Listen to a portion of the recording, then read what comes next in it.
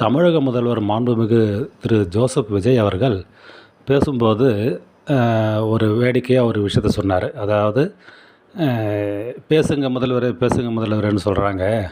ஆனால் பேச ஆரம்பித்தா எழுந்து ஓட ஆரம்பிச்சுறாங்க. ஓடு ஓடு ஓடு வேட்டைக்காரன் வரான் பாருன்னு.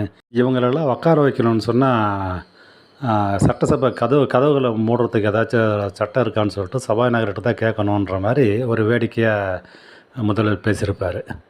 இதுக்கு இவர் விளாத்திக்குளம் எம்எல்ஏ மார்க்கண்டேயன் அவர்கள் சொல்லியிருக்காரு.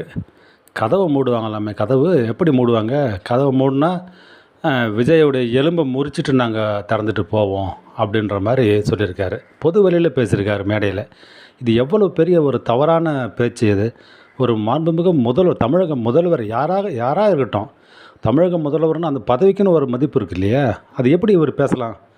இவர் இப்படி பேசுகிறாரு. இவங்க கட்சி தலைவர் ஸ்டாலின் அவர்கள் என்ன சொல்கிறாரு? இது வந்து சாத்தான் ஆட்சி நடக்குதான்னு கேட்குறாரு. அவர் சாத்தான்னு சொல்கிறாரு. இவர் வந்து எலும்பு உடச்சிருவுன்னு சொல்கிறாரு. இவங்கெல்லாம் என்ன கட்சி நடத்துகிறாங்க? கட்சி நடத்துகிறாங்களா இல்லை ரவுடி பட்டாளத்தை வச்சு மேய்ச்சின்னு இருக்காங்களா? ஒன்றும் புரியலையே. சரி, இவங்க தான் ஒரு பக்கம் அப்படின்னு சொன்னால், மற்ற அரசியல் கட்சி தலைவர்களாக இருக்காங்கள்ல, அவங்களாம் இதுக்கு ஆட்சேபனை தெரிவிச்சிருக்கணும் இல்லை? ஒரு தலைவரை, இப்போ ஒரு முதல்வரை பார்த்து இந்த மாதிரி சொல்கிறாங்கன்னு சொன்னால் தப்புனா தப்பு தானே. யார் செஞ்சிருந்தாலும் தப்பு தானே. ஏடிஎம்கே கட்சி தலைவர் நம்ம எடப்பாடி ஐயாவும் சொல்லியிருக்கலாம், ஆட்சேபனை தெரிவிச்சிருக்கலாம். மற்ற கட்சி தலைவர்களும் ஆட்சேபனை தெரிவிச்சிருக்கலாம். நான் இவருக்கு வந்தது தான் நாளைக்கு உங்களுக்கும். அதனால் வந்து ஒற்றுமையை இதில் காட்டுங்க. நீங்கள் ஒரு நாகரிகத்தை இதில் காட்டுங்க. நீங்கள் ஒருத்தர் அநாகரிகமாக பேசுனாங்கன்னா அவரை வந்து உடனே கண்டிங்க. அப்போ தான் வந்து ஒரு அரசியல் வந்து நாகரிகம் காக்கப்படும். அப்புறம் வந்து அரசியல் ஒரு சாக்கடைன்னு சொல்கிறாங்கல்ல, அது இல்லை.